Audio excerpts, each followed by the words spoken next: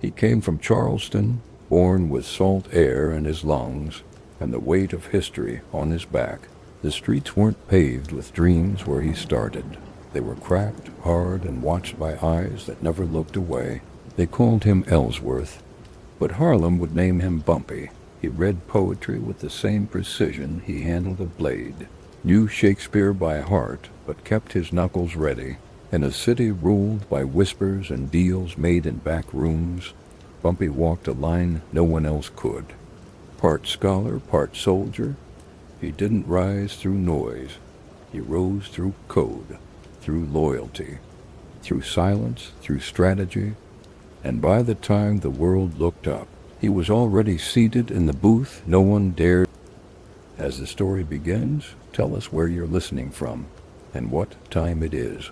If you enjoy the story, like the video and subscribe to support the channel. The booth was his, tucked into the back corner of Wells' restaurant.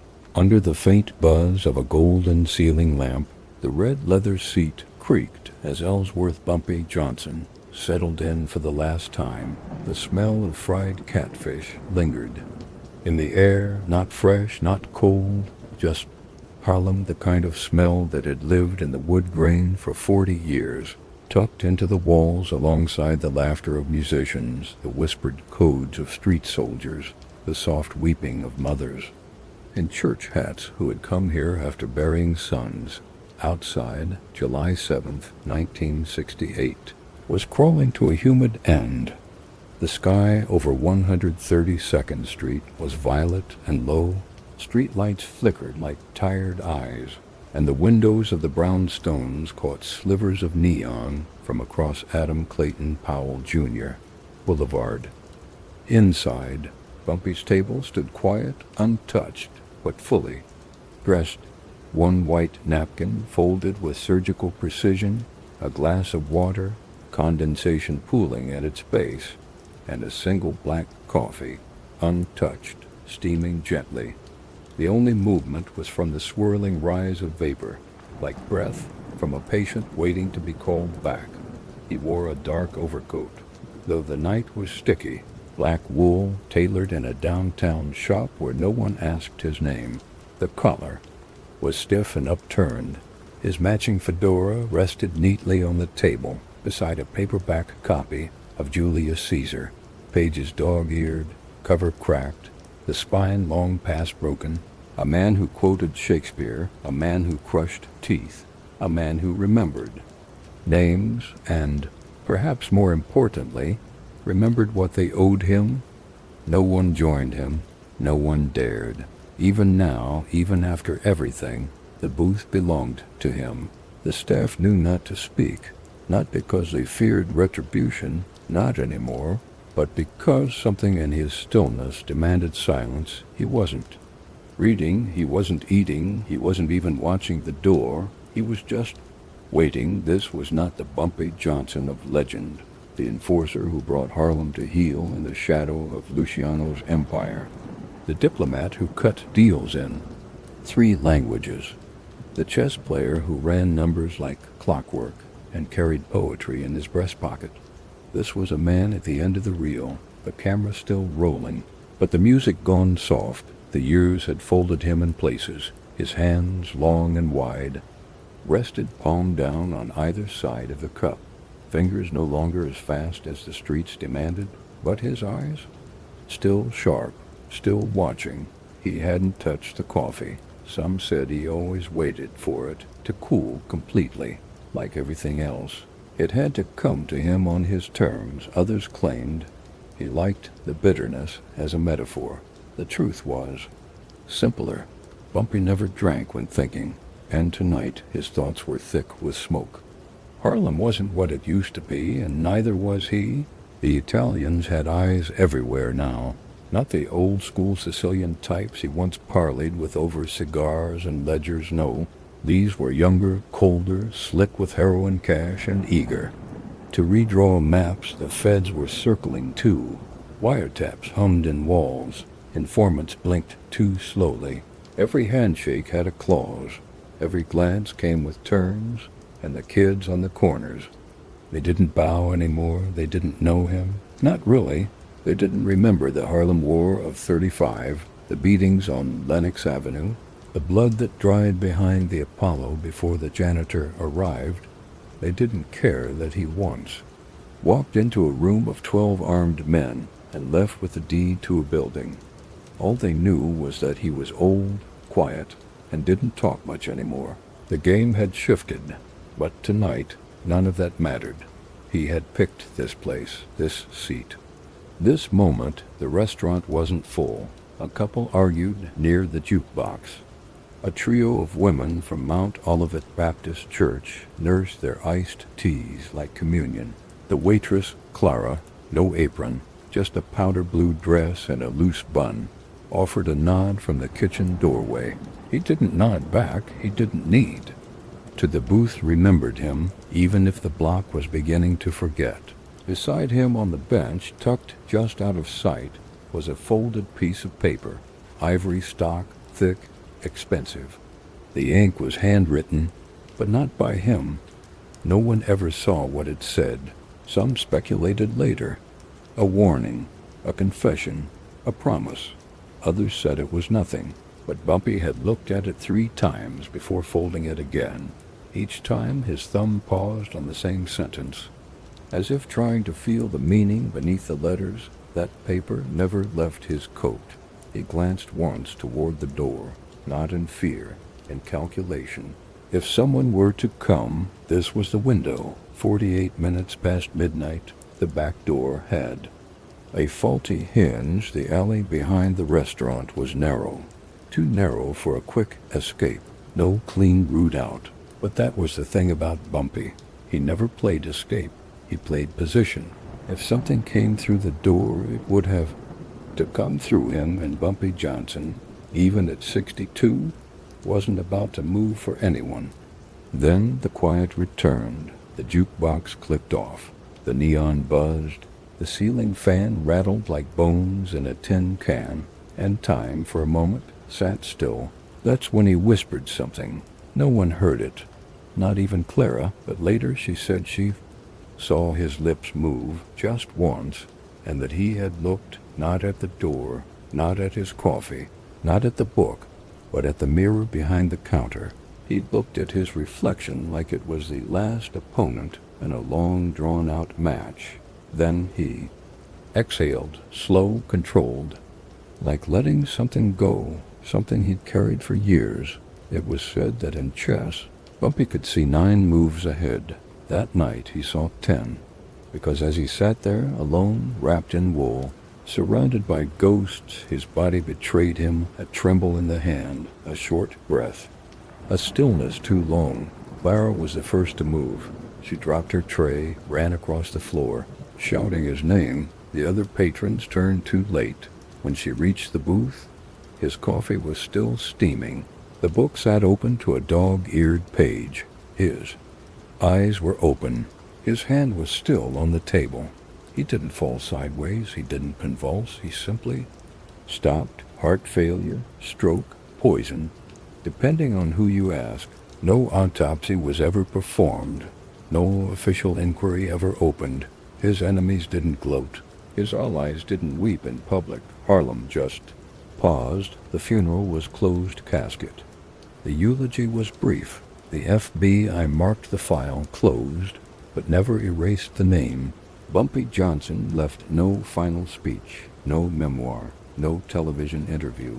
But if you walk past Wells today, or what's left of it, some say you can still see the outline of that booth. A slight impression in the floorboards, where Harlem's most complicated man waited for something no one ever saw coming.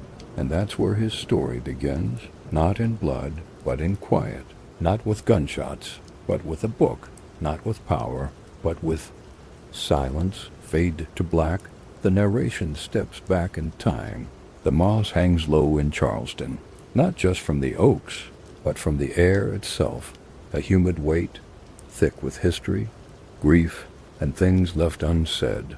On September 10th, 1905, in a part of town not marked on tourist maps, a boy was born. His name was Ellsworth Raymond Johnson. He entered a world still mourning the Civil War. Though no one dared say it out loud, the streets bore the names of slaveholders. The courthouses echoed with their legacies, and in neighborhoods like the one Ellsworth called home, the past was not history. It was routine, quiet, expected. He came from labor. His father, William Johnson, was a stevedore, one of the hundreds of black men who loaded cargo at the Charleston docks. Strong hands, a straight back, a man who did not look anyone in the eye unless he had to.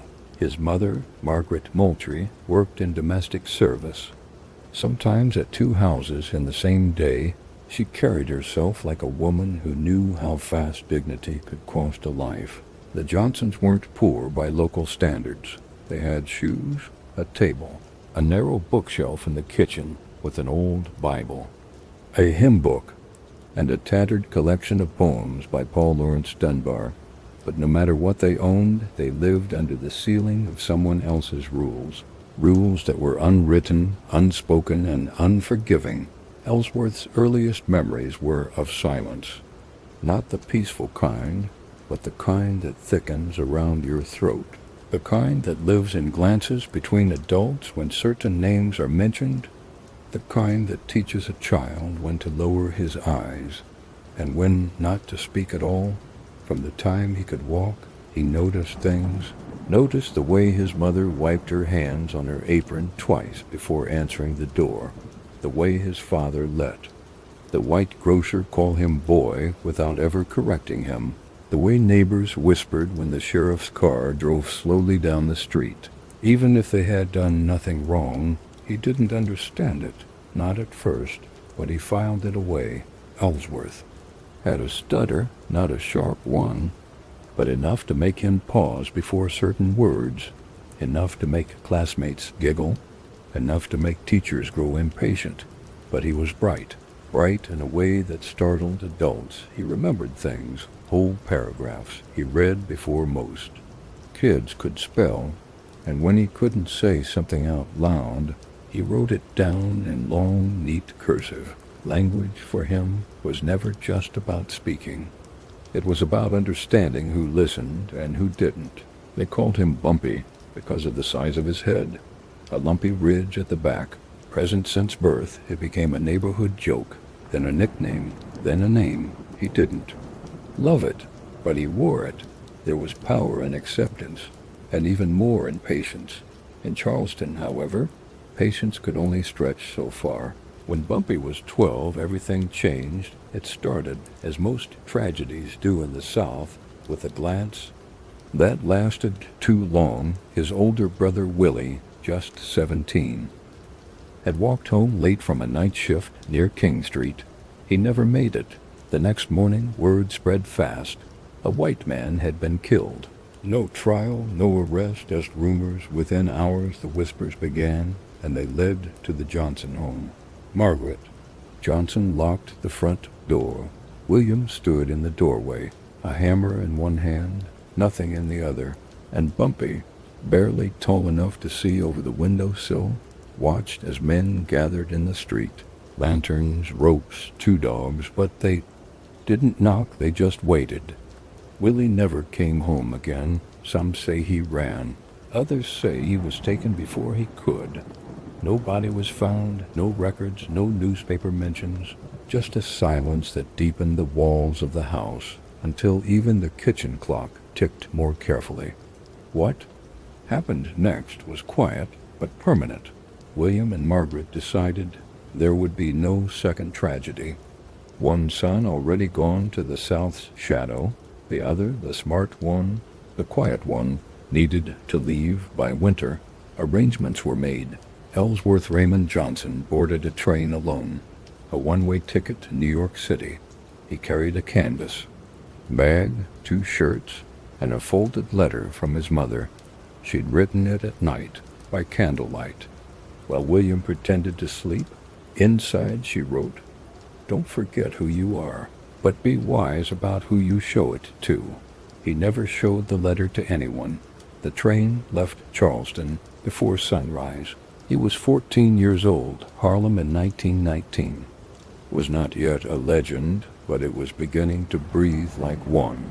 The streets were wide, the stoops were loud, the apartment buildings stood like rows of fortresses, each with its own beat, its own rules.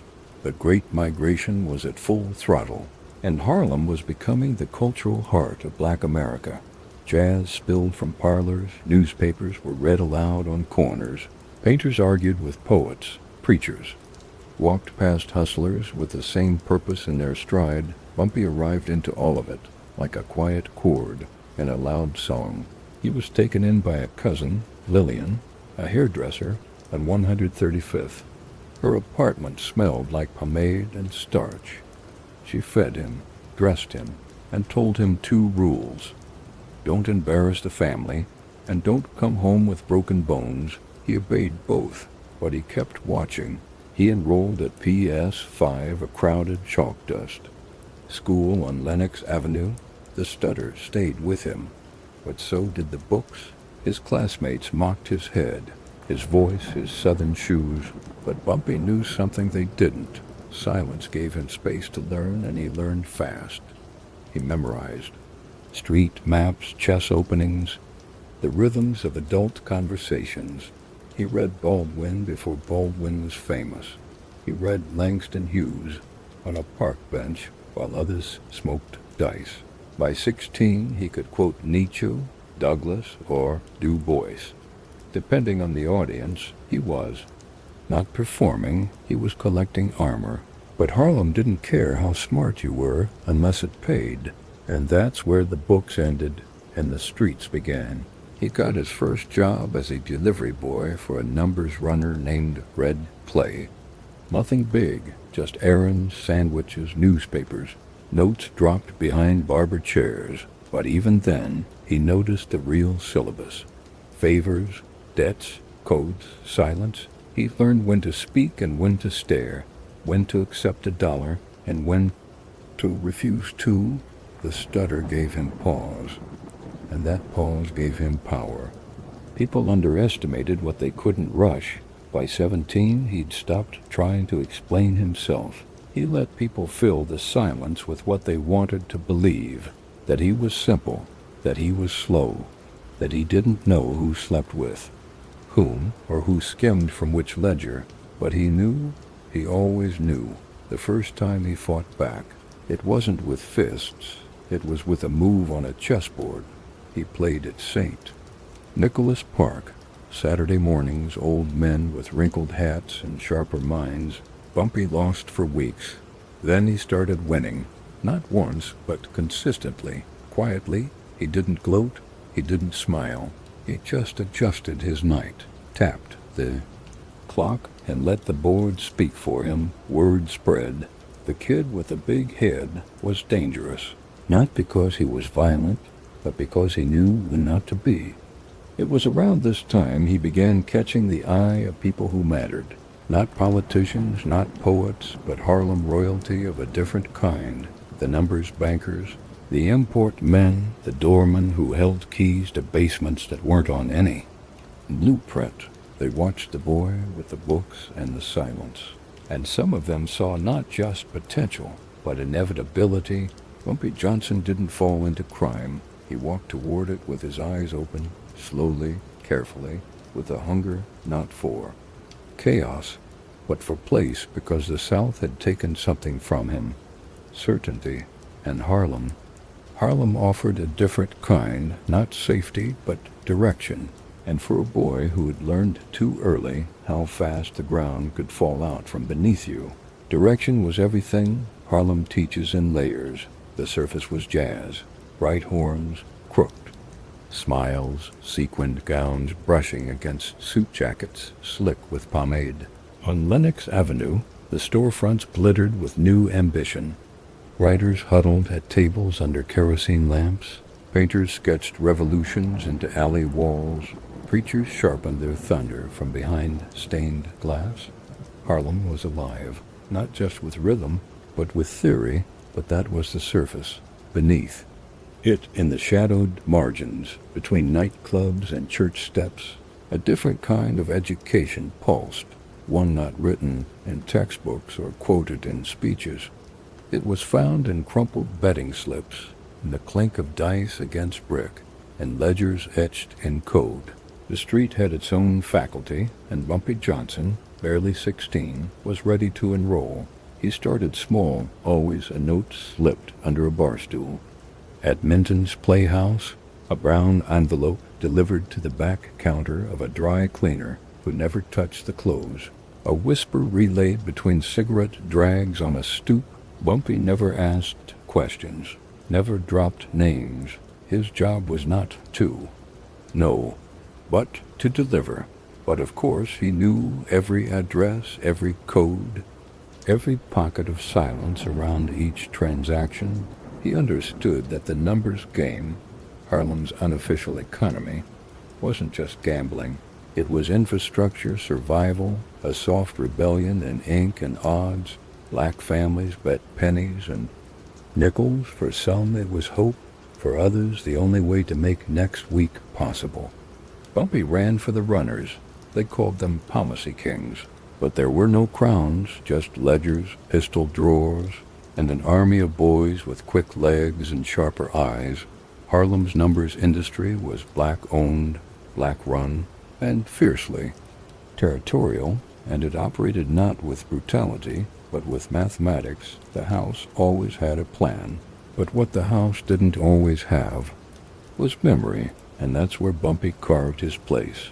He remembered everything, not just names and addresses, but patterns, box combinations, favorite numbers, who played the same digits each Wednesday, and who changed theirs after a funeral.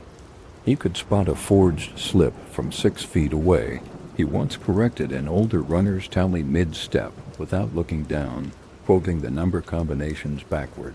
Some of the older men called it luck, some called it showing off. But Claire called it something else. She called it useful.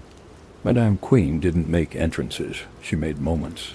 She walked like she owned the sidewalk, heels tapping in perfect time with her cane. A slender thing with a polished silver lion's head. Her suits were sharper than any man's in the cone room, and her hats curled like questions you didn't know how to answer. She was Haitian by birth, French by upbringing, and Harlem by fire. At the height of the numbers boom, she controlled the northern third of the operation, nearly 40% of all bets running through the streets. She spoke 6 languages and cussed fluently in 7, and she hated the mafia, deeply, openly. She didn't fear them, she studied them, watched how they moved down from the Bronx and into Harlem's edge like slow, choking vines, watched how they bribed cops, leaned on crooked judges, and then smiled as if they built the thing they were stealing.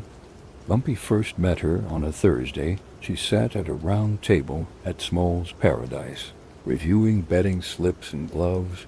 He was brought over by a runner named Arthur, who told her, "The kid's got a head like a vault."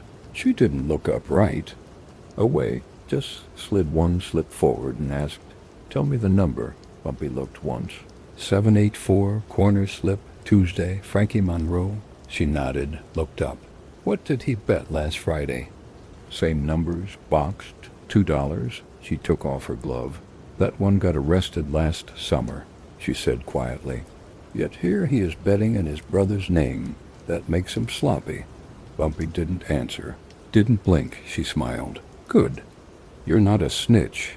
That night she gave him a list. No title, no promise, just a chance. The next year rewrote everything. Bumpy thought he understood. He became her shadow, not in the way of a child learning to follow, but in the way of a knife hidden in a silk purse. He watched Madame Saint Claire operate like a general, elegant but ruthless, orders passed through coded handkerchiefs, warnings delivered with bouquets, police precincts paid in watches, not money. Every man who thought he could outmaneuver her learned that time always favored the one with patience, and patience was her religion. Bumpy adapted fast. He became her whisper in the alley, her hammer when diplomacy failed. But most importantly, he was her strategist. When others fought fire with fire, Bumpy suggested smoke. He'd mark delivery boys from rival crews, reroute their slips, double their payouts, make them look like thieves to their own bosses. By the time retaliation came, the war was already won. He once solved a stolen ledger case in under 12 hours, cross-referencing every bet taken over a 2-day stretch, and identifying the mole by their choice of ink color. No one else had noticed the fountain pen was navy, not black. He didn't carry a gun until he was 20, but by then he'd already buried 3 reputations. Still, he remained quiet, always quiet, even as his name began to stretch across Harlem's lips, whispered at dice tables, grunted at barbershops, scribbled into margins. Bumpy didn't rush, didn't claim. He sat, he listened, and he read at night after errands, after threats. After codes were cracked and enemies were made irrelevant, Bumpy returned to his small apartment above a closed tailor shop and read Langston Hughes, Marcus. Garvey, Baldwin hadn't published a book yet, but his early essays were already being passed hand to hand like secrets. Sometimes Bumpy would open the window and listen to Harlem sleep, the city that breathed through music and moaned, through sirens. He'd sit there with a chessboard and play games against no one, just moving pieces, testing variations, practicing the next move, not for fun, but for survival. He once told a younger runner, "You don't win with the queen, you win with what they ignore." Madame St. Clair saw in him what few dared say aloud, a successor. But not yet. There was still blood to be spilled. In 1930, Dutch Schultz came down from the Bronx. Ruthless, violent, a butcher dressed in nice coats. Schultz didn't care for Harlem's politics, didn't respect its culture. He saw money and wanted all of it. Where St. Clair negotiated, he threatened. Where she offered partnerships, he offered funerals, and Harlem began to shiver. Numbers men disappeared, families were warned. The Italians stayed silent. Schultz worked fast, using city cops like leashed dogs and dragging policy operations into his orbit. He sent letters to St. Clair demands ultimatums. She sent them back, torn in half, with lipstick prints and chess pieces inside. That's when she unleashed Bumpy, not as a soldier, as a scalpel. Bumpy didn't firebomb or broadcast. He made strategic cuts, like a surgeon trimming tissue. Warehouses were emptied hours before a raid. Bets were rerouted. Loyalists planted. When Schultz's payroll fed bad numbers, his payouts collapsed. His reputation cracked. One night, Bumpy walked into a backroom poker game, protected by Schultz's men, and whispered a name, just a name. The next morning, that name was found scratched into a bathroom stall on 143rd Street, alongside a bullet. No one ever found out who fired it, but the message was clear. Harlem was not for sale. By 1933, Madame St. Clair's position was under siege, but not broken, and Bumpy was no longer a boy. He had become her shield, her architect, the one who moved before the danger, not after. He spoke rarely in public, never boasted, but when he walked into a room, chairs straightened, conversations paused. He was never made, never formally initiated, but Harlem made him in its own way, in discipline, in silence, in doctrine. Bumpy Johnson had graduated from the school of the streets, not with ceremony, but with scars, and his final lesson was simple. You don't need to raise your voice. If everyone's already listening, power doesn't announce itself. It moves like perfume on a silk glove, subtle, poised, and undeniable. That's how Stephanie Street. Claire moved through Harlem, known on the street as Madame Queen. She was a monument to contradiction. Haitian by birth, French by education, and Harlem by steel. She wore elegance like a weapon, fitted coats, wide-brimmed hats, gloves that shimmered beneath the light of cathedral glass. Her voice could bend from lullaby to verdict in a single breath, and she never raised it without purpose. But make no mistake, Stephanie Saint, Claire didn't just run numbers, she ran Harlem's resistance. In the early 1930s, she controlled nearly 40% of all numbers action above 110th Street. Hundreds of thousands passed through her hands each week, all off the books, all through a network of couriers, lookouts, and local shopkeepers who knew better than to ask questions. To outsiders, she was a woman in furs, but to Harlem, she was its spine.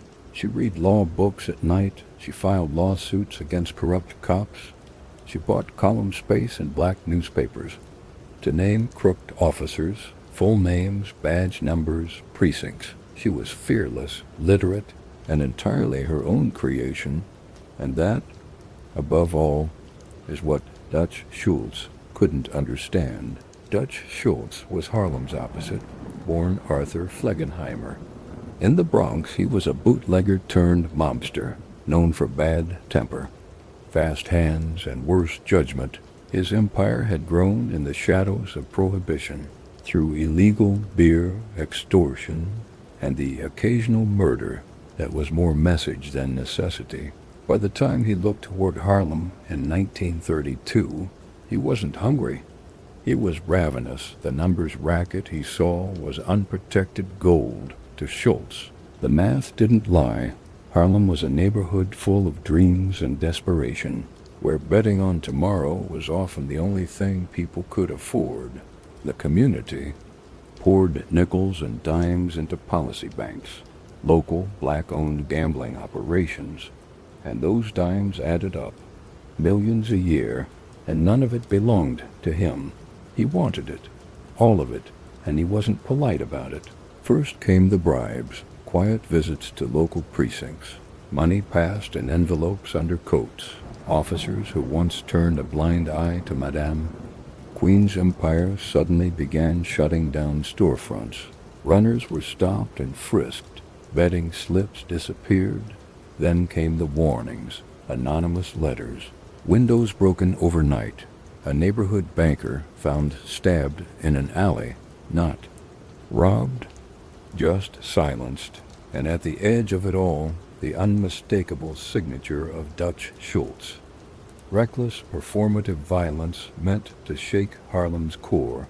But Harlem didn't rattle because Madame Queen had Bumpy. Ellsworth Johnson didn't see war as a battlefield. He saw it as a board, a grid where each piece had weight, consequence, direction. Chess taught him that you don't defeat your opponent by charging. You do it by letting them move first and then making sure they never move again. And Schultz moved too loudly. Bumpy started with information. He placed eyes on every corner, not soldiers, but watchers, shoe shiners, doormen, candy vendors who memorized who came and went. He compiled lists of which cops had changed their patrols, which stores were suddenly closed. He noticed the patterns, how Schultz tried to buy Harlem like it was just another corner of the Bronx. So Bumpy disrupted it. He leaked false intel about major drops, misdirected Schultz's men into empty buildings. He created phantom runners, kids who carried fake betting slips and then disappeared behind churches. Schultz thought he was seizing power. In truth, he was chasing smoke. Then came the plays that left scars. A policy runner loyal to ST. Claire was dragged from his shop and beaten in front of his children. The next night, a warehouse owned by one of Schultz's front companies burned from the inside out. No bodies, just ashes and a single slip of paper nailed to the front door. Respect the odds. The message was unmistakable. This wasn't just numbers. This was identity. By the winter of 1933, Harlem felt like a powder keg. There were whispers that Madame Queen was losing ground, that the Italians, backing Schultz, were applying pressure on her suppliers, that local cops were now running background checks on barbers. But Stephanie didn't flinch. She tightened her circle. She listened to Bumpy. And she struck when silence felt deepest. She knew that fear made men sloppy, so she let Schultz feel brave. He sent a bomb, a small one, to the stoop of a Harlem bakery known for policy drops. No one died, but a child was cut by flying glass. The press ignored it. Harlem didn't. That same week, one of Schultz's mid-level enforcers, a man named Carmen Little Whitey Barbieri, was found handcuffed to a lamppost in Sugar Hill. No visible wounds, just a note pinned to his shirt. Even when it's your street, you still need permission to walk. Barbieri left Harlem and never returned. And Bumpy, still in his mid-20s, became more than a whisper. He became a signature, not the kind you see in ink, but the kind carved quietly into memory. He didn't kill unnecessarily, but he didn't forgive recklessness. He didn't like attention, but Harlem began to watch him the way one watches a watchman, with both gratitude and caution, because every time Schultz made a move, Bumpy was already 3 ahead. But in the end, it wasn't Bumpy who broke Schultz. It was Luciano. Lucky Luciano had built the 5 families with an architect's precision. He didn't like chaos, and Schultz was chaos. Luciano didn't care much for Harlem, but he respected balance. Schultz was becoming a problem, not just in Harlem, but across New York. He refused orders. He drew headlines. He threatened to kill Thomas Dewey, the special prosecutor investigating the mob's rackets. It was the kind of threat that forced hands. The commission, the mafia's governing council, met in secrecy, and the vote was unanimous. Schultz had to go. On October 23, 1935, Dutch Schultz was gunned down in the men's room of the Palace Chop House in Newark, New Jersey, shot in the stomach, chest, and neck. He lingered for nearly 22 hours. In his fevered delirium, he rambled about eels, French-Canadian detectives, and a child with a dog. He never mentioned Harlem, and Harlem never mentioned him again. With Schultz gone, the Italians looked toward the ashes and saw opportunity. They reached out to Harlem, not with threats this time, but with curiosity, a quiet sit-down, a neutral table. The question was simple. Who would run numbers now? And it was Bumpy who answered, not with ambition, not with submission, but with something more dangerous, diplomacy. Bumpy met with representatives from Frank Costello's crew, men who had survived the Schultz wars and now wanted something more stable. The meetings were calm, respectful, no cigars, no cameras, just the understanding that Harlem would remain black-run, but connected. The Italians would supply paper, offer protection when needed. In return, Harlem would cut them in, not deeply, but enough. It wasn't surrender, it was mathematics, and Bumpy was fluent. Stephanie Street. Claire gave her blessing, quietly. From the background, she had never needed a crown. Only Harlem. By 1936, the war had ended. No treaties, no parades, but Harlem breathed again. The numbers game continued. Police raids slowed. Neighborhoods calmed, and Bumpy Johnson, once the quiet boy with a stutter and the head too large for his hat, became the face you didn't cross. Not because he ruled by fear, but because he understood the rules. He played chess with intention, moved people like pawns, and waited always for someone to move out of turn. Power doesn't always arrive with noise. Sometimes it enters through the back door, unannounced, unarmed, and wearing a 3-piece suit. That's how Bumpy Johnson walked into a room full of Italians in 1936. No bodyguards, no pistol, just him, a folded note in his jacket pocket, and a decision that would reshape Harlem's future. Dutch Schultz was gone, executed not by Harlem's hand, but by his own people. The commission, Luciano had pulled the trigger metaphorically. A final exhale of frustration over Schultz's chaos. With Dutch out of the way, a vacuum opened across the city. and Harlem, vibrant, rich, and untamed, was prime territory. To the Italians, it looked like opportunity. To Bumpy, it looked like risk. Lucky Luciano was not a man who blinked. He was elegant in his ruthlessness, fluent in the dialect of loyalty and blood. He'd built the 5 families from the wreckage of the old world. Blending Sicilian tradition with American precision, he didn't deal in outbursts, he dealt in permanence. So when Harlem's quiet tactician, the man the press still didn't quite understand, requested a meeting, Luciano said yes. Out of curiosity, if nothing else, they met in the back of a furniture warehouse in the Bronx. No waiters. No wine, just a concrete floor, 2 chairs, and a card table between them. Frank Costello stood off to the side, smoking slowly, watching Bumpy like one might watch a man who's been misjudged for too long. Bumpy didn't offer pleasantries. He didn't ask permission. He opened with this. Harlem belongs to Harlem, but it doesn't have to go to war to prove it. Luciano nodded, not in agreement, but in recognition. Bumpy laid it out plainly. The Italians wanted a piece of the numbers racket. That much was obvious. But if they came in swinging, they'd light another war. Harlem wouldn't surrender, and blood would flood the same streets both sides profited from. But there was another option. Order the deal was never written on paper. That wasn't how these things worked. Bumpy would allow the Italians a cut.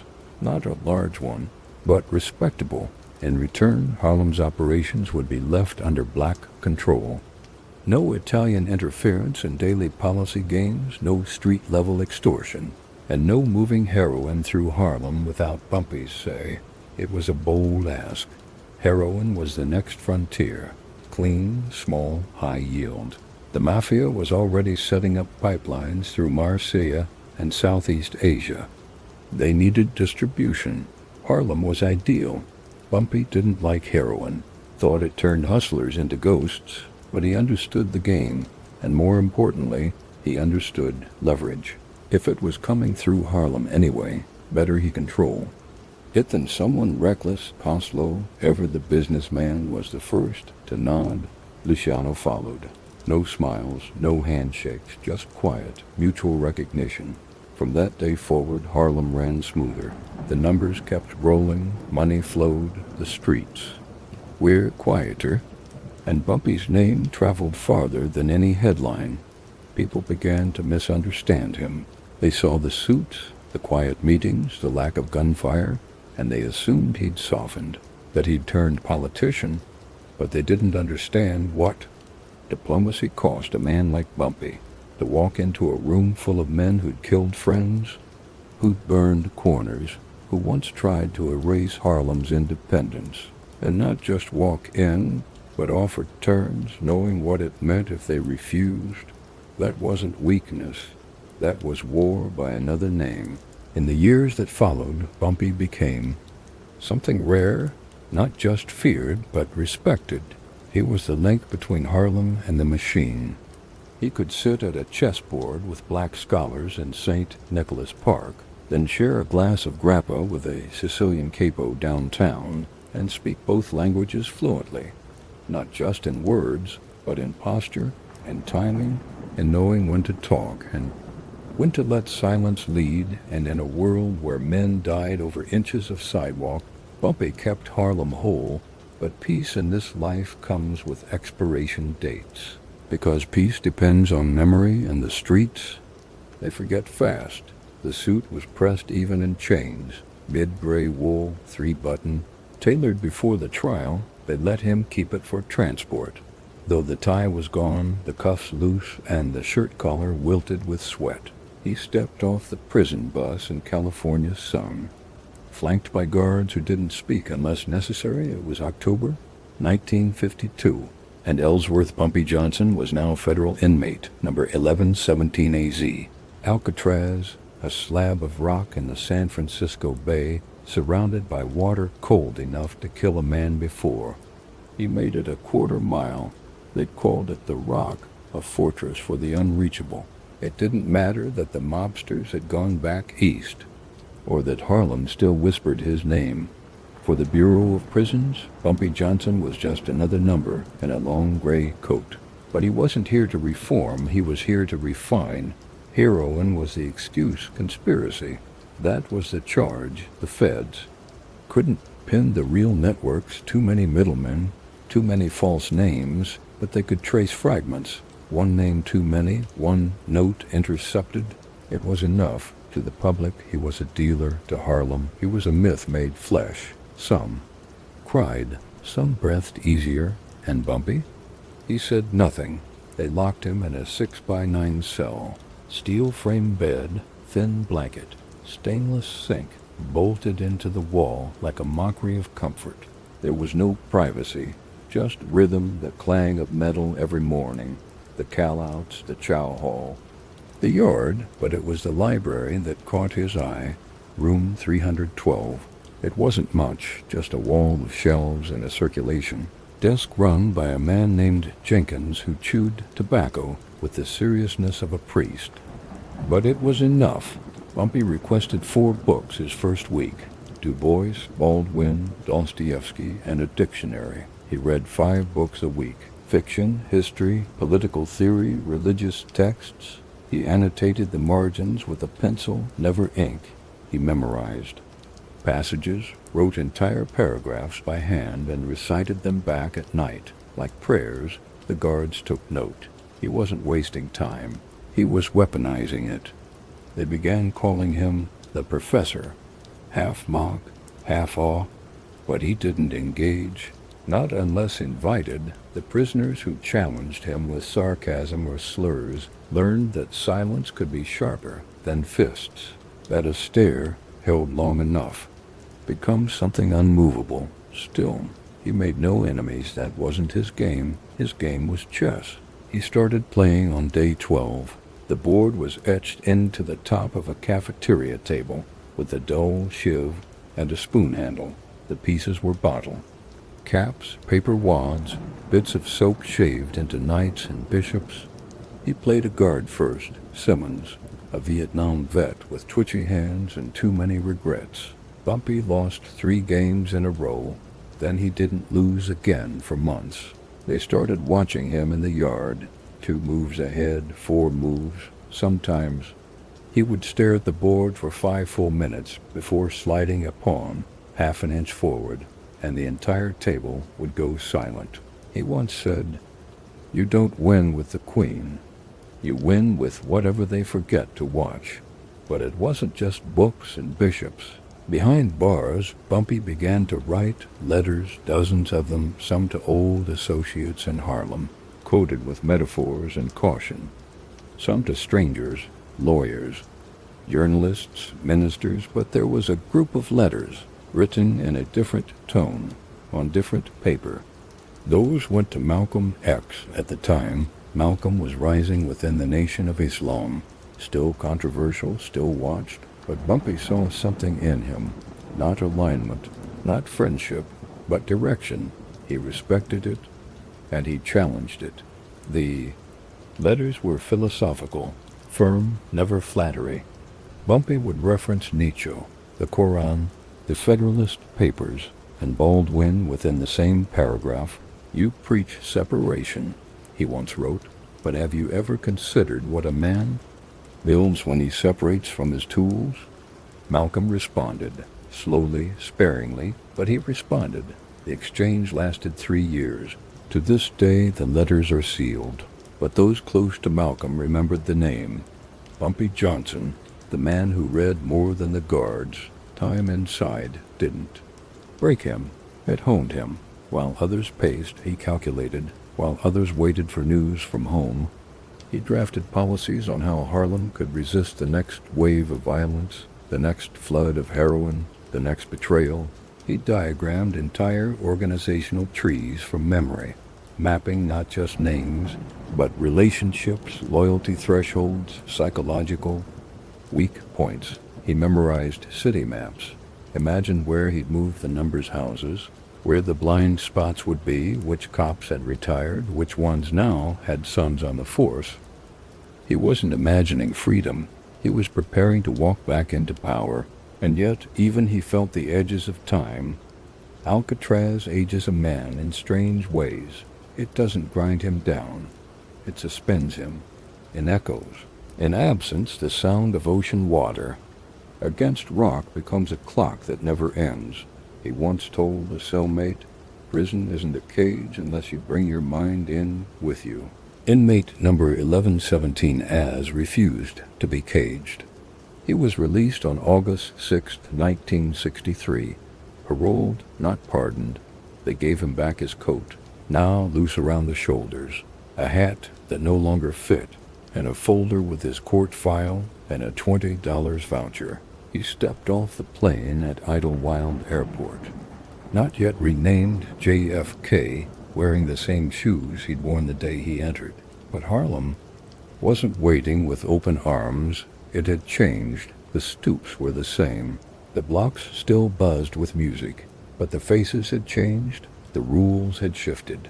Civil rights march now moved through the same avenues where numbers runners once whispered. Bets, Malcolm had grown louder. King was rising.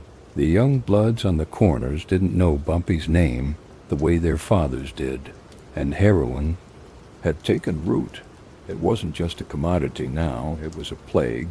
It hollowed out apartment buildings, turned eyes glassy, created a new kind of loyalty, not to leadership, but to the high. Bumpy didn't speak for a while. He just walked from 125th to 143rd, down Lenox, across Malcolm X Boulevard, past storefronts that now bore new names, new paint, past boys who didn't nod, past women who remembered but didn't say hello. He walked like a man counting ghosts, but the walk ended, as it always had, with a chair in the back of a quiet bar, one drink, one newspaper, a chessboard missing 2 pawns. He sat. He opened the paper. He scanned the headlines, and then he wrote. Another letter, no recipient, no signature, just words on a page, like he had done for 11 years. Because Bumpy Johnson understood something most men never do. Power fades. But discipline can carry you across oceans. Even if you never leave the cell, the posters were peeling. Faces of Malcolm, of King, of rallies and marches and fists raised high. Now sun faded, rain curled on the brick walls of 125th Street. The jazz club still glowed, but the music had thinned. The rhythm was no longer swing. It was survival. Even the sidewalks sounded different, more sirens. Fewer chess clocks ticking in the parks, more shouts, fewer nods. It was Harlem still, but it was a new Harlem, and Bumpy Johnson knew it the moment he stepped back into it. The year was 1964. He had been out of Alcatraz less than a year. In his absence, the world had changed faster than the streets. The Civil Rights Act had passed. Malcolm was preaching separation with thunder in his voice. Martin was marching peace into danger. Watts would burn by the next summer, but in Harlem the fight was quieter, closer, more insidious. It came wrapped in glassine envelopes, pinched at the corners, tucked into palms, handed over in bathroom stalls and back alley stoops. Heroin, not just a vice, now a movement, a plague. It had seeped into the very rhythm of the neighborhood, stealing ambition, silencing elders, killing futures before they had a name. And the men behind it weren't outsiders anymore. They were Harlem-born. One of them was Frank Lucas, tall, soft-spoken. Southern by birth, Harlem by transformation. He had once been Bumpy's driver, his errand boy. A kid who knew how to wait in silence, how to hold a door open, how to learn by watching. But now he wasn't waiting. He was building, and he had a new vision, not of unity, or stewardship, or quiet diplomacy. Lucas saw scale. He wanted control of the entire heroin pipeline, from jungle labs in Southeast Asia to veins in Harlem's arms. No middlemen, no Italians, no tribute. To some, he was innovative. To Bumpy, he was reckless. The old balance had fractured. Back in the 30s and 40s, Bumpy had played a quiet game of diplomacy with the 5 families. He had carved out a place for Harlem to be governed by its own. There was violence, yes, but there was also order, a logic to it, a framework. That framework had held through raids, arrests, wars, but heroin unraveled logic. It didn't negotiate, it consumed, and now the mafia was watching again. The truce Bumpy had built decades ago was crumbling, not because of betrayal, but because of ambition. The new generation didn't want to share. They wanted empires, and they didn't remember how fragile Harlem's dignity had once been. Bumpy moved quietly. He met with church leaders behind closed doors, offering anonymous donations, funding soup kitchens and literacy programs. He bought books for libraries, had groceries delivered to widows. He began appearing, unannounced, at community meetings, not to speak, just to listen. He was trying to reinforce what was still left, but for every hand he extended, another slipped away into the heroin fog. Some called him outdated, a relic. His 3-piece suits looked more like armor than fashion now. His fedora was from another decade. So was his silence. He didn't retaliate loudly. He just moved. 2 pawn shops on Malcolm X Boulevard were quietly returned to their original owners after Bumpy made a call. A violent upstart dealing on the steps of a mosque vanished for a week, returned with both arms in slings and a quiet apology taped to his door. No blood, but the message lingered. There were still rules, still. Even he could feel it. The walls were closing. His old friends were gone, dead, jailed or retired into shadows. Madame St. Clair had retreated years ago, her legend intact but distant. The men Bumpy once negotiated with, Costello, Bonanno, Genovese, had either died, disappeared, or lost their thrones, and the new blood. They didn't talk, they boasted. They didn't play chess, they played dice. They didn't know what Harlem had cost, and worse, they didn't care. One afternoon in 1965, Bumpy stood outside the Apollo Theater. He wasn't there for a show. He was watching the sidewalk. 2 boys, no older than 15, leaned against a lamppost, glassine envelopes tucked in their socks. They laughed when a woman passed coughing. One of them mimed a nod, held out a sample. Bumpy watched, didn't say a word. Then, slowly, he walked across the street and entered a bookstore, bought 2 copies of The Souls of Black Folk, handed one to the owner, and asked her to deliver it to the boy in the red jacket the next morning. No explanation, no name. When asked why, he simply replied, "Because someone gave it to me once, and I still remember, but memories don't." Stop wars, the streets were growing colder. Police pressure increased, but not on the dealers, not on the importers, on the kids, the runners, the addicted, the lost. Harlem began to fill with ghosts long before the bodies dropped, and Bumpy, once the protector, found himself more isolated with each week. He no longer trusted the whispers, no longer recognized the language of the corners. Even chess felt different. Now, faster, meaner, the game was still the same, but the players were impatient. He still moved with caution, still dressed sharp, still nodded to the same barbershop windows and old-timers on benches, but he wasn't being welcomed anymore. He was being observed. Some looked at him with reverence, some with envy, some with hunger, and some with plans. Frank Lucas, by then, had already made contact in Bangkok. The infamous cadaver connection. Heroin smuggled into the United States inside the coffins of dead American soldiers was no longer rumor. It was operation, and it was working. Bumpy saw what was coming. He saw how much money was being made, and how fast. He saw that Harlem, once a community of builders and believers, was now a market, a target, a showroom for imported death dressed in a $1,000 suit. So Bumpy did what he had always done. He played the board. He reinforced his territory. Not with soldiers, but with rules, respect, messages sent without bullets.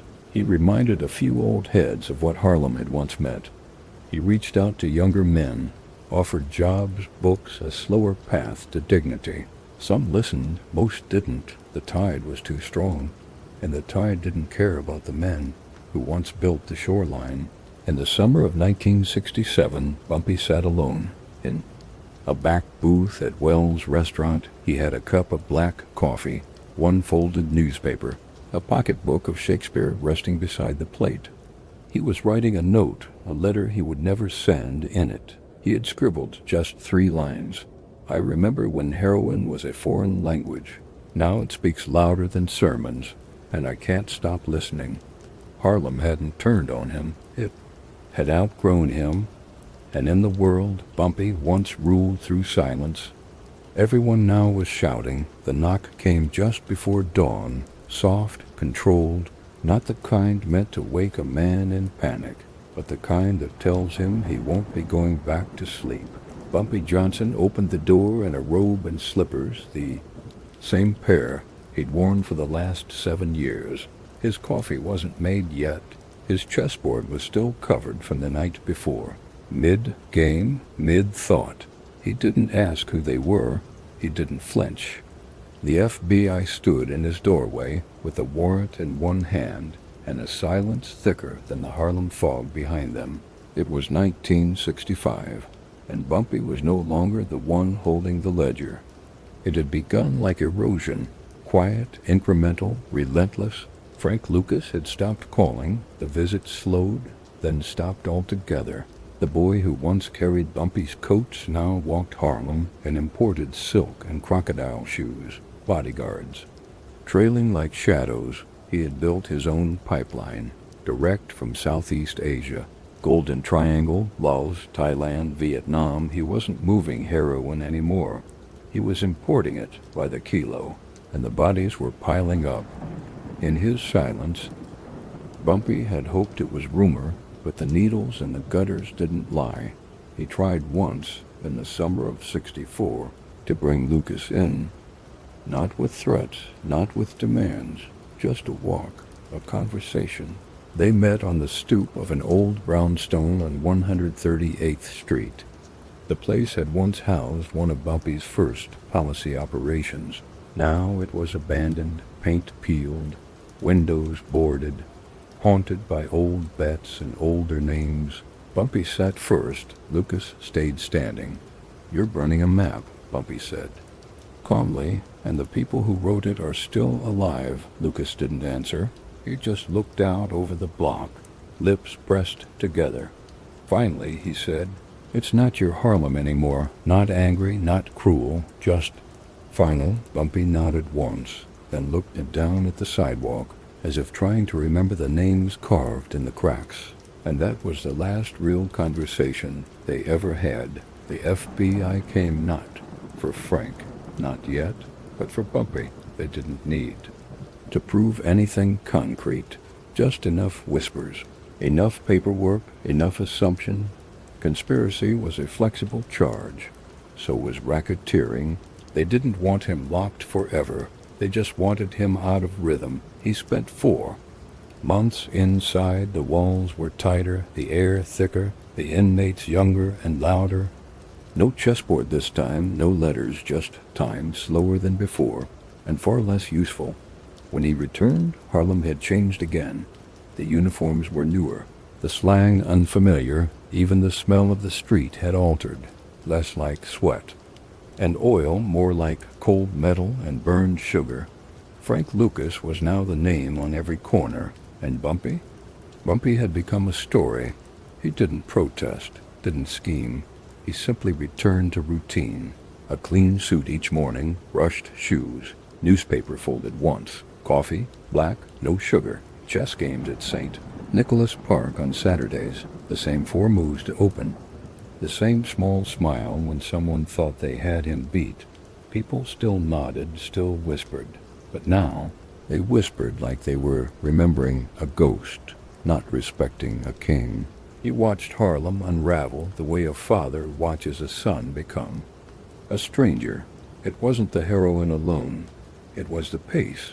Everything faster, deals rushed, betrayals immediate, loyalty sold cheap and forgotten quicker. The codes, the ones built over decades of blood and diplomacy, were gone. Now, anyone with a connection and a gun could call himself a boss, and too many of them did. Bumpy began walking at night. Not far, just a few blocks from his apartment.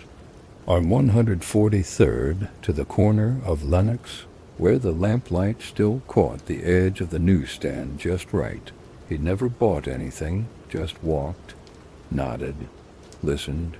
He'd passed the church steps where Madame Queen once gave him his first job, the alley, where Schultz's men used to wait. The building that used to house the policy bank, each one quieter, smaller, faded.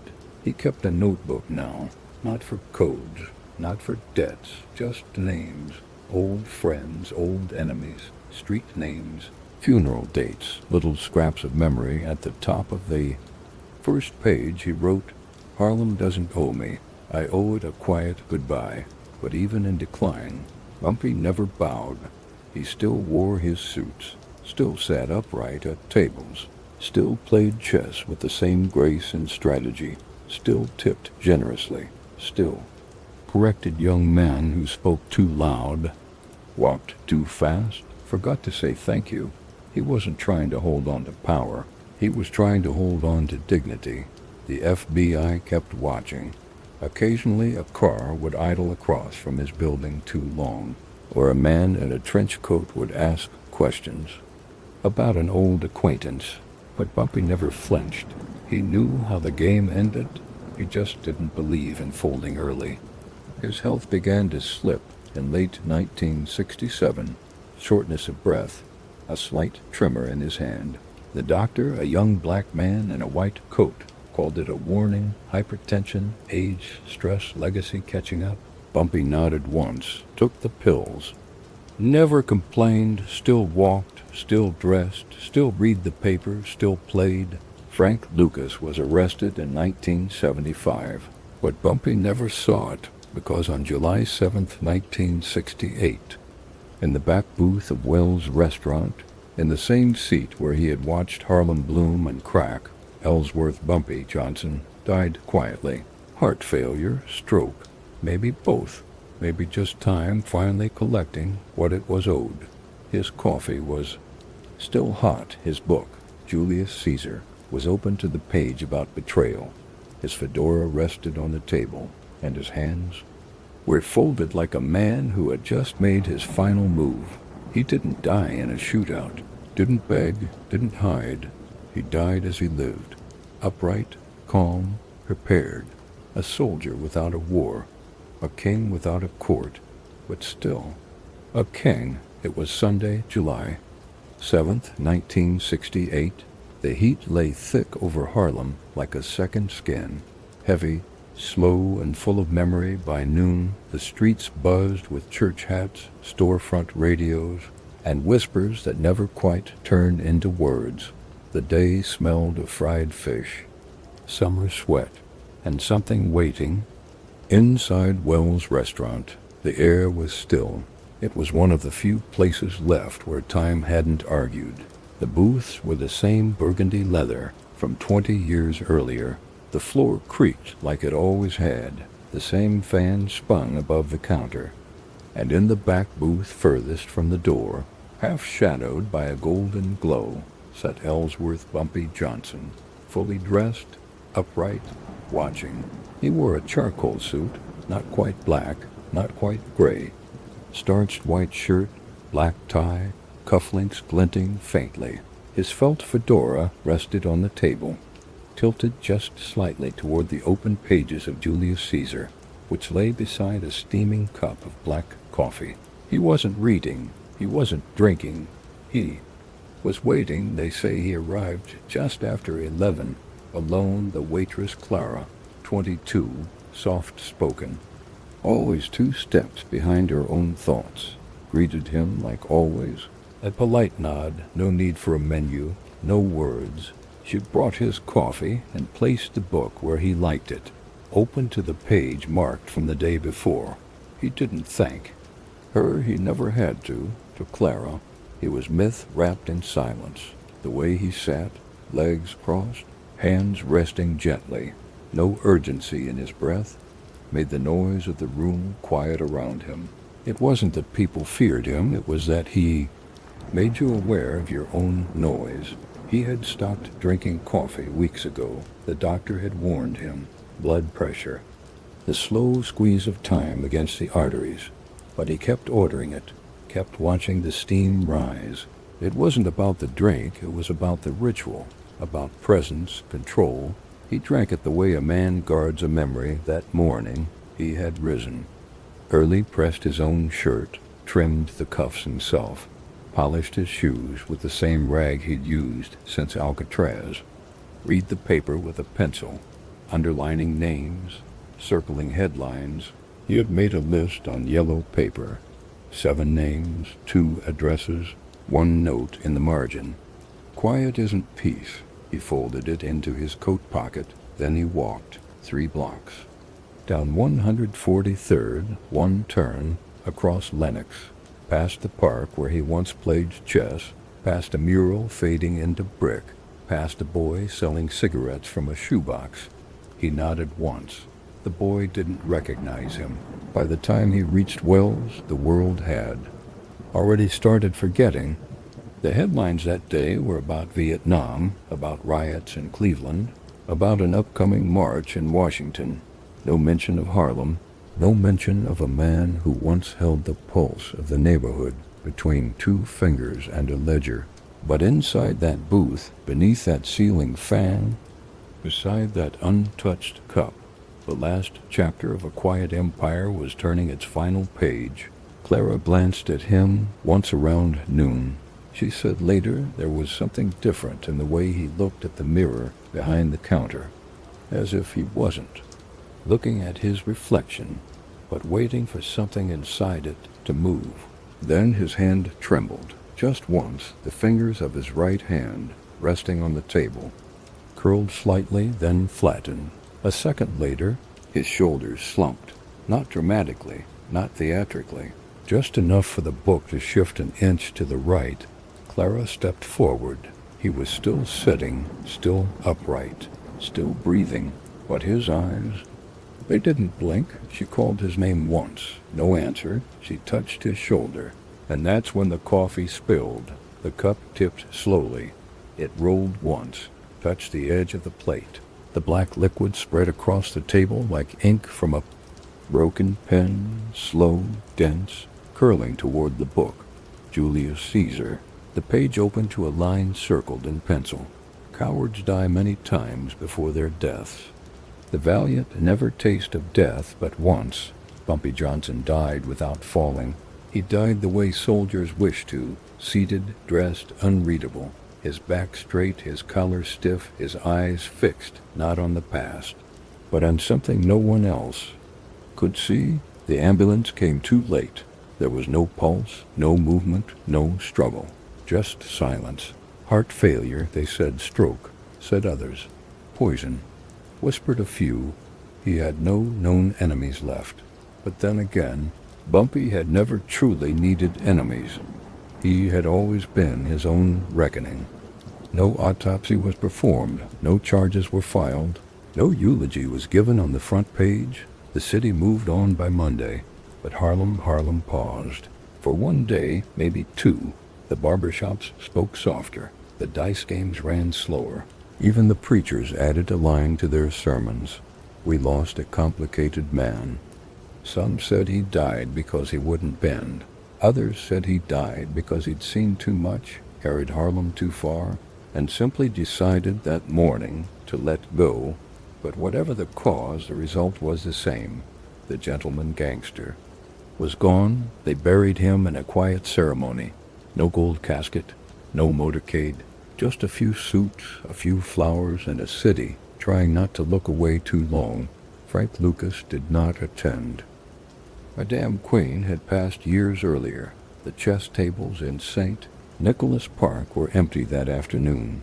No one spoke loudly. No one tried to replace him. Because you don't replace a shadow, you don't recreate silence, you don't rebuild rules. Carved in bone and ritual, you just wait, you remember. And sometimes you nod toward the booth in the back, the one by the window where the coffee stays hot and the book never closes. The man is gone, but the name Bumpy, it never left.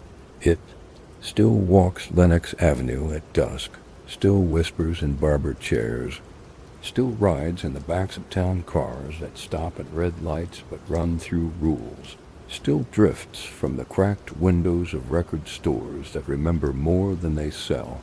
The story was never buried with the body because legends in Harlem don't need tombstones. They just need time. And time has been kind to the myth of Ellsworth Raymond Johnson. In the decades that followed his death, Bumpy's name became a mirror, each generation seeing something different in it. To the old-timers, he was the last gentleman gangster. Sharp suits, sharper silences, chess games played like sermons. To the hustlers, he was a symbol of the mind over the fist, the man who outplayed the mob, who walked into rooms where no black man was meant to walk and left with terms, not wounds. To the youth, he became something else, a ghost with style, a rebel who made the system blink, a man whose myth could be folded into rhyme schemes and film scripts, into lines of poetry and graffiti tags in a neighborhood hungry for heroes but tired of martyrs. Bumpy became a rare shape, a man who survived without begging, a man who ruled without shouting, a man who broke bones and read Shakespeare before breakfast. They called him many things over the years: the Harlem Godfather, the philosopher, Gangster, the last gentleman. Hollywood picked up his story and twisted it to fit the screen, full of gunfights, monologues, perfectly timed exits. In Hoodlum, 1997, he was played by Lawrence Fishburne, stoic, composed, righteous, a kind of Robin Hood with a fedora and a .38. In American Gangster, he was a mentor figure, the wise architect behind Frank Lucas's empire, the ghost in the background, the man who showed how it could be done cleanly until someone else decided to dirty it up.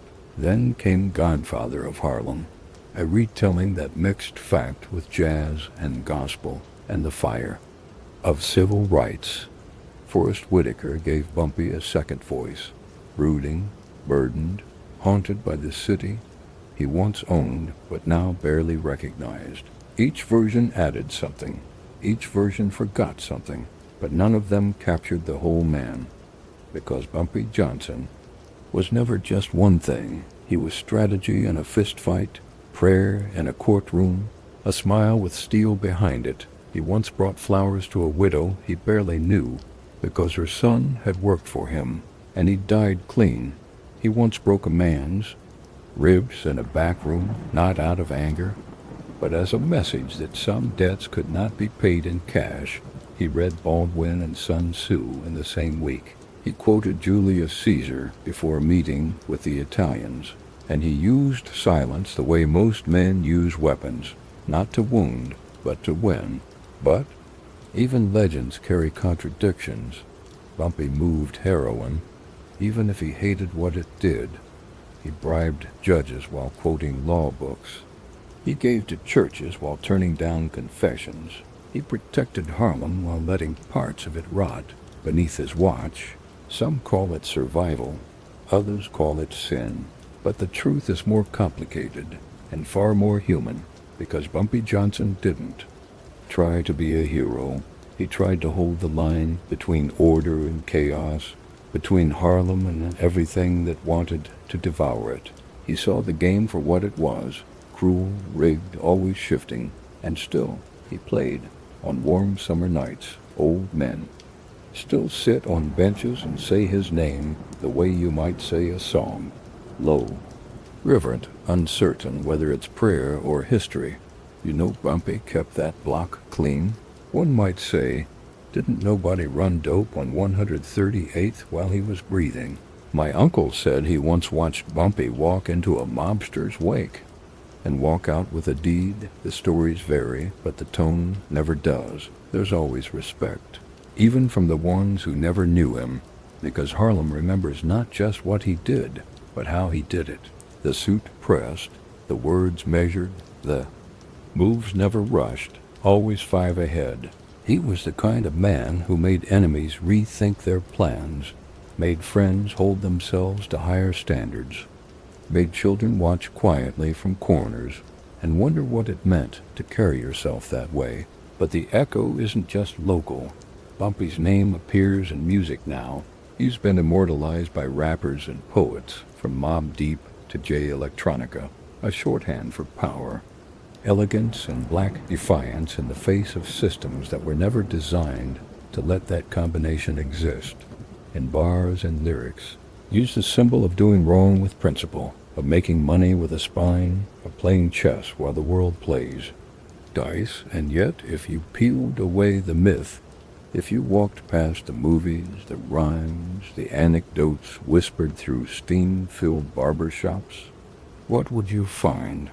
A man who stuttered as a boy, who redefined dignity before he could afford it, who buried friends quietly, who sat in silence while the block changed around him, who didn't ask to be remembered, but was, not because he chased fame, but because he made discipline look like art. In his final years, Bumpy kept a notebook. No one knows where it ended up. Some say it was burned. Others believe it still exists, buried in a drawer, passed from hand to hand, waiting for someone to understand it. Inside there were no confessions, just observations, quotes, dates, small notations, and careful script. One page simply read, "You can't stop Harlem from changing, but you can choose how you walk through it." And maybe that's the legacy. Not control, not wealth, but grace under pressure, knowing that the world will twist, and still walking upright, knowing the game is rigged, and still playing like it matters. Not for glory, not for immortality, but because some corners deserve rules, because some names must be remembered with respect, not just fear. Today, Wells Restaurant is gone. The booth is gone. The street has changed its face, its price tag, its memory. But Bumpy, he remains, not in statues, not in textbooks, but in tone, in the man who wears a clean suit, even when he's broke, in the woman who runs her corner with clarity, in the silence between moves on a chessboard. That's where he lives now, not as a gangster, but as a rhythm, an ethic, a ghost that reminds Harlem what it once demanded from its kings, and what it still might again. Walk down 125th Street today, and the music is still playing. It floats through open storefronts, hums from corner speakers, echoes from car windows, rolling past with stories tucked in the glove box. The pavement is cracked in new places. The buildings stand taller. But if you walk slow enough and you listen just right, you can still catch it. A trace, a rhythm, a name, Bumpy. There's a mural on Malcolm X Boulevard. Paint chipped at the corners, but the colors still bold. A man in a gray suit, fedora tilted, eyes dark with memory. Beneath it, someone spray-painted. Keep Harlem ours. They didn't sign it. They didn't need to, because Harlem knows who it's talking about. Not just the man, but the code he stood for. Near St. Nicholas Park, old men still gather on iron benches, coats folded neatly, hats low over their brows, chessboards balanced on milk crates. They play slow, thoughtful. Some don't even finish their games. They come to remember. I played Bumpy once. Won. Says he doesn't smile, doesn't brag, just lets the sentence rest between moves like a second clock. He didn't talk. Another adds, just looked at the board like it had already happened. A nod passes between them, nothing more, because no one speaks of Bumpy loudly, not the ones who really knew in barber shops. The younger crowd leans back in the chair and listens to the stories pass like hand-me-down suits. Bumpy ran this block, the barber might say, clippers humming, Ain't no one got shot on 137th without him knowing why. The boy in the chair won't ask questions. He'll just nod, because the myth is enough.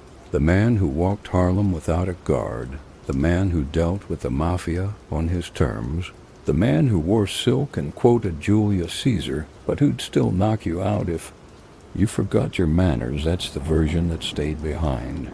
But the truth is quieter, because the Harlem Bumpy protected doesn't look like the Harlem that stands now. He knew the smell of printing ink on policy slips. He knew the rhythm of dice bouncing off alley brick. He knew the faces in every corner store, and which ones watched, which ones whispered, and which ones would run when it mattered. He knew Harlem when it still had fences and codes, when the streets didn't belong to whoever yelled loudest, but to whoever remembered what silence was worth. And now the codes are different. You see it in the storefronts, cell phone shops where tailor parlors once stood, coffee chains where shoe shiners used to trade tips for rumors, glass towers rising from the bones of old brownstones, rent signs, written in fonts Harlem never needed before. The faces have changed too. More cameras, fewer nods, more speed, less recognition. But if you wait, if you walk not just through the streets, but with them, you'll feel something under the surface. A resistance that hasn't died. It lingers in murals, in rhythm, in memory, and in the shape of one man's walk. He wasn't a hero, not by the city's definition. He moved heroin, paid off cops, ordered beatings, sat in prison. He wasn't clean.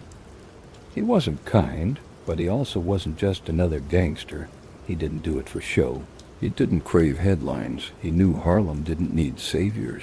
It needed shepherds, someone who could speak both to the preacher and to the killer, someone who could meet with a judge at noon and a soldier by midnight, someone who understood what power meant and what it cost. Bumpy didn't try to save Harlem. He tried to preserve it. There's a plaque on a stoop on 139th Street. It doesn't say his name, doesn't mention what happened, but people still leave things there. A chess piece, a folded note, once, a single white rose tucked into the railing. When asked, a nearby shopkeeper said, "That's Bumpy's spot. People just know." Tourists don't ask about him. They ask about Apollo Theater, about jazz, about Langston Hughes. They don't see the ghost in the alley. They don't hear the footsteps in the back booth of the old restaurant now turned into a bakery. But Harlem still hears it, because some names outlive their owners, and some codes don't die when the street signs change. In the archives there are FBI files on Bumpy, stacked, redacted, incomplete. Subject exhibits high intelligence. 1. Report reads unusually well read. Social control through discipline, not violence. Another note, handwritten, simply says, doesn't scare easy, doesn't speak unless it matters. That was the government's conclusion. Not a threat, not a leader, but a problem they couldn't define. In Harlem's story, he's something rarer. A man who shaped his time, and then had the grace to watch it pass without begging to stay. He knew when to act. He knew when to disappear. He didn't chase youth, didn't fight the tide. He sat in the booth, sipped his coffee, kept his coat buttoned, and when it came time to die, he died the same way he lived, present, prepared, unmoved. Today, Harlem is many things. It is wealth and displacement. It is protest and art. It is contradiction and beauty and noise. But underneath all of that, deeper than the new subway tiles, deeper than the painted crosswalks and overpriced espresso, there is something else. A memory of order, a memory of rules that weren't written down, but followed anyway. Bumpy helped write them, not with speeches, not with laws, but with footsteps. Phone calls, quiet dinners, with the knowledge that power doesn't come from noise. It comes from knowing what matters. And maybe that's why he stays. Not in headlines, but in whispers, in the old-timer who tells his grandson, "Be sharp, be clean, don't flinch," in the young man who straightens his tie before court because someone told him Bumpy never walked sloppy, in the chess game, on a Tuesday afternoon where the man in the gray coat opens with a pawn to e4 and doesn't say a word until the match is over, because Harlem remembers not the man's crimes, not his trials, but his posture. He didn't save the world, he didn't. Me too. He kept one neighborhood just quiet enough to dream, and sometimes, in places like Harlem, that's more than enough. They were found in a cedar box, no lock, no label, just tucked quietly beneath a stack of pressed shirts, folded handkerchiefs, and a leather-bound copy of The Souls of Black Folk. After his funeral, Mame opened it, not looking for secrets, just for something, anything, that felt like the man she'd buried. Inside were letters, dozens, written in careful script on cream stationery, the kind you'd buy from a shop that still knew the weight of proper correspondence. Some were addressed, others were not, some were signed. Most were not, but they were his. One read, "Malcolm, you were right about most things, but you were wrong to think I didn't listen." Another, "Margaret, if I ever scared you, I didn't mean to. I just didn't know how to raise a girl soft when the world stayed sharp." Some began mid-thought, as if the paper had interrupted a memory too strong to ignore. Money's fast, memory's faster, you forget who you were before the first time someone called you sir, just because they were afraid. There was no pattern, no sequence, just moments frozen in ink. Some letters read like sermons, others like confessions, but all of them shared one thing. They were never sent, not one had been stamped, not one folded into an envelope, not one left on a desk to be found by accident. In one, he writes, I read, "Baldwin last night thought about what it means to be ruined and still remain. Harlem's changing. I feel like furniture in a house someone else bought." And another, "I don't sleep well. I think it's because I remember the faces of men who didn't deserve what I gave them, but I remember the ones who did more. There's anger in them, but it's measured. There's fear, but not the kind that screams. It's the fear of a man who's seen too much and said too little. The fear of forgetting, the fear of being forgotten." One letter, untitled, unsigned, ends with, "They'll call me a gangster. That's fine. Just make sure they spell it right." To read them is to hear Bumpy's voice with no audience, no jury, no allies, no enemies. Just the man, not the strategist, not the negotiator, not the legend in the fedora. Just the son of a laundry worker from Charleston who found poetry in violence and dignity and contradictions. Some historians say the letters were drafts, unfinished thoughts meant for someday. Others believe they were never meant to be sent at all, that they were the only place he could be honest, not strong, not sharp, not in control, but real. In one final letter, written just weeks before his death, he says, "I used to believe in control, in the right move, the right tone, but age has made me think. Maybe grace matters more than strategy. Maybe the best thing a man can leave behind isn't turf, it's clarity." Mame never spoke publicly about the letters, but she kept them. She read them on rainy nights. She said they sounded like him, but softer. And when asked once, in a rare interview, what people misunderstood about her husband, she said, "He didn't mind being feared, but I think he hoped deep down someone would understand. They say legacy is written by action, but sometimes it's written in the words you couldn't bring yourself to send, in the letters you leave for no one, in the silences between what you were and what you meant to be." They say Harlem never forgets a man like Bumpy Johnson. In the late hours, when the storefront gates rattle shut and the corner boys speak low under streetlight halos, his name still travels, not shouted but spoken with weight. The kind of name that lands softly and settles deep, like the echo of a church bell long after the doors have closed. He was always clean, always precise. In public, he moved with the elegance of a statesman, crisp collars, tailored charcoal gray, suits, shoes polished to a soft black gleam. But there was nothing soft about the man who wore them. Ellsworth Raymond Johnson, known across Harlem simply as Bumpy, had the bone structure of a fighter and the mind of a chess grandmaster. He spoke slowly, always from the center of his chest, and when he paused, which he often did, the silence held meaning. He didn't need noise, he didn't crave applause. What he wanted above all else was a kind of unspoken respect, a nod from the street, a gesture from the system, the space to move freely, not because they allowed it, but because they understood. What would happen if they didn't? He was born in 1905, Charleston, South Carolina, but his story never really belonged to the South. He came north as a boy. Harlem was the destination, but power was the goal, and power, he learned early, wasn't about having your name in the paper. It was about knowing who owned the press, about shaking hands with the mayor in public and slipping cash to his cousin in private. He absorbed the rules like scripture, then rewrote them in his own hand. His reputation didn't start with blood. It started with precision, quiet arrangements, debts called in gently.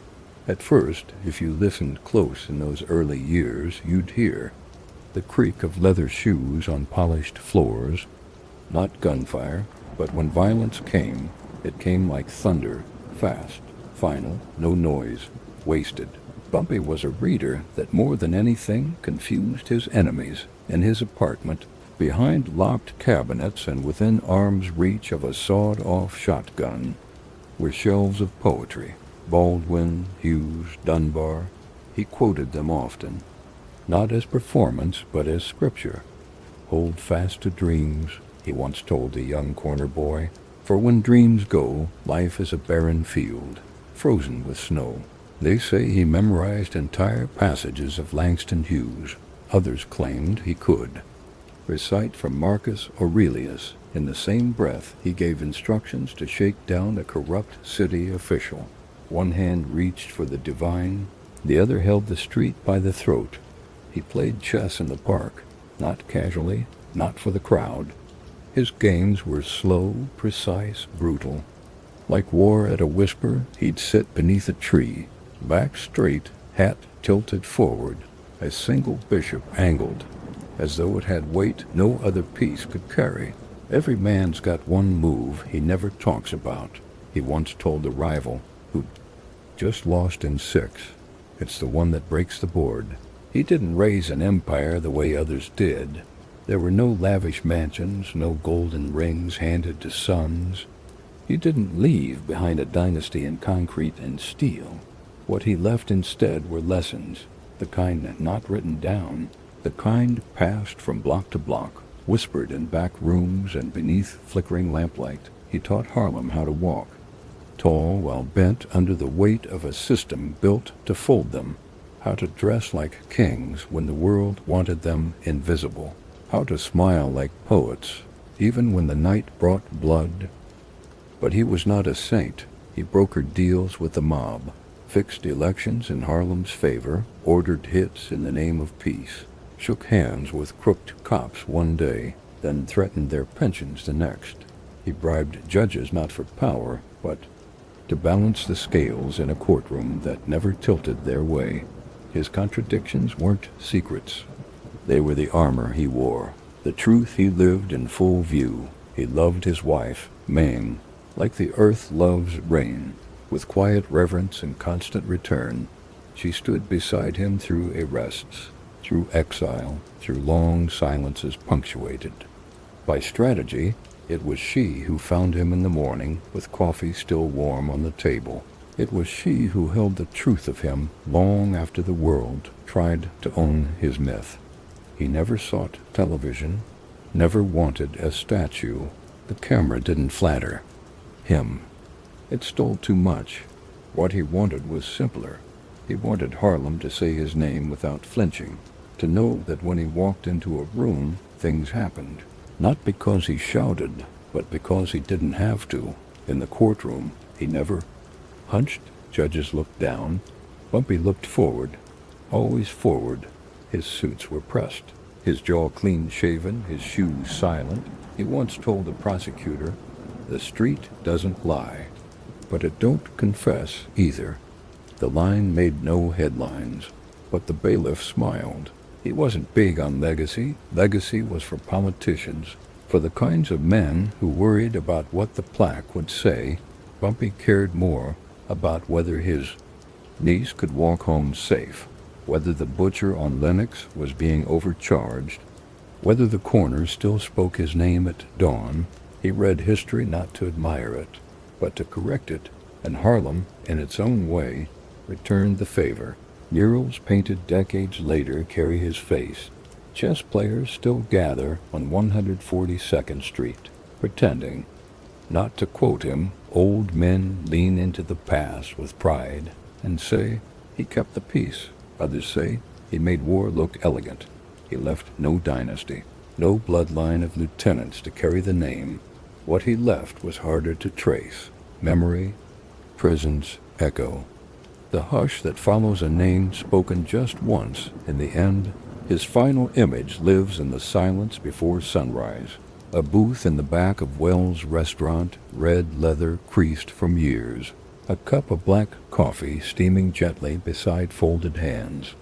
A man in a dark coat, hat on the table, eyes watching the front door, not with fear, not with regret, just knowing, always knowing that the world he shaped would one day reshape him. That power, like chess, is won in quiet moves. That respect, true respect, can't be inherited, or stolen, or traded. It must be earned, again and again, and in Harlem, where shadows stretch long but memory runs deeper. One name still lingers in the mouth like smoke. Not a king, not a saint, just a gentleman who knew the streets. The night never truly sleeps in Harlem, even when the sidewalks are bare and the storefront gates pulled shut. Something lingers in the air, the echo of footsteps long faded. The soft hush of jazz notes drifting out from a window left slightly open. The memory of a name still whispered on the wind. Ellsworth Raymond Bumpy Johnson. A name that never screamed. A name that didn't need to.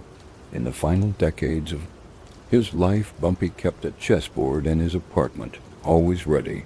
The pieces were weighted, worn smooth by hands that knew patience. He'd sit for hours at that board, staring at the layout as if every pawn, rook, and bishop were a decision, not yet made or one long past, and still haunting.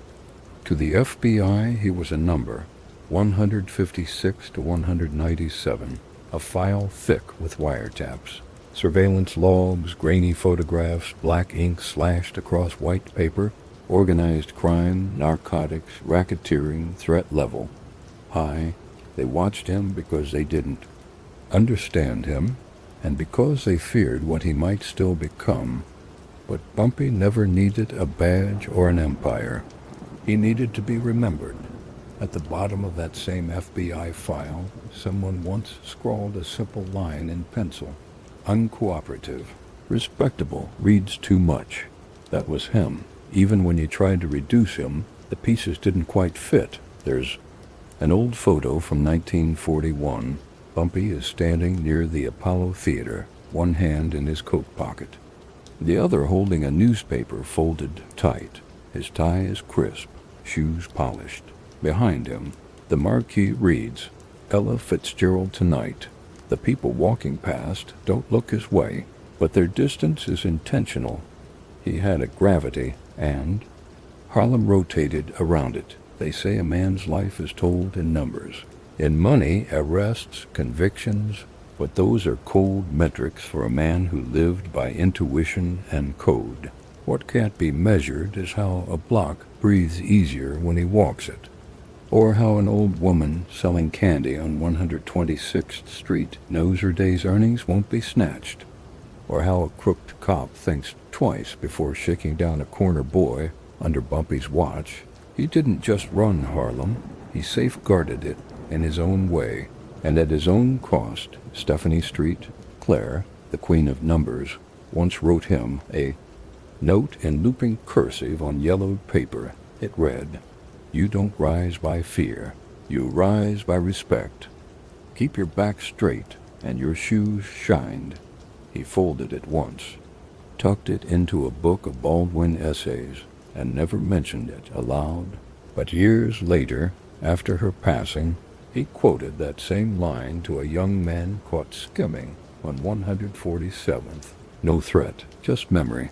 That's how he taught, in fragments, in warnings disguised as parables, in long silences where meaning curled between sentences. And Harlem remembers, not just the deeds, but the manner. There was the way he stood, never slouched, the way he buttoned his coat before entering a courtroom, the way he tipped his hat to teachers and never forgot the name of a janitor. Legacy for Bumpy was less about legend and more about texture, a neighborhood's rhythm, the tone of a Sunday sermon, the soft clack of dominoes in a back alley. He didn't leave behind great speeches or public memoirs. What remains are shadows and photographs, and murmurs traded between barbers and chess players, and men on stoops who say, "He looked out for us, even when it didn't make sense."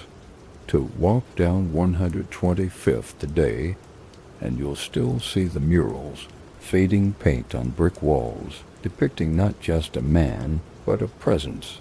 Sometimes, in the park near Malcolm the 10th Boulevard, a few old-timers will set up their boards, just like he used. To pieces chipped and mismatched, they'll talk more than they'll play, and somewhere between stories, his name always finds its way back into the conversation. There are myths that he once met with Lucky Luciano in a car with tinted windows and walked out untouched. That he slipped out of a police raid by reciting poetry to the officer who held the warrant. That he once paid a young boy's tuition because he saw him reading Langston Hughes by candlelight. But beyond the stories lies the silence, the man who watched. More than he spoke, who knew the game was often rigged, but played it anyway. Because that was how you survived. He wasn't perfect. He bribed judges, he fixed outcomes, he punished without hesitation, but he also prayed before meetings. He kept a book of songs in his drawer. He wrote letters he never sent in one of those. Letters never mailed, just folded and stored in a drawer lined with velvet. He wrote, "I used to think the streets made me, but now I wonder if I made the streets, if I gave them rhythm, if I cursed them, if they'll remember me, or just the weight I left behind." Maybe that's all any man wants, to not vanish, to echo. The sounds of Harlem have changed. The jazz clubs gave way to storefront churches. The tap of shoes on wet pavement, now muffled by sneakers and construction noise. But if you listen closely, if you lean into the stillness between passing cars and distant sirens, you'll hear something else, the echo of a chair sliding back. In a corner booth, the clink of a coffee cup meeting saucer, the faint hum of memory. No plaques mark his birth, no bronze statues guard his name. But his story isn't buried.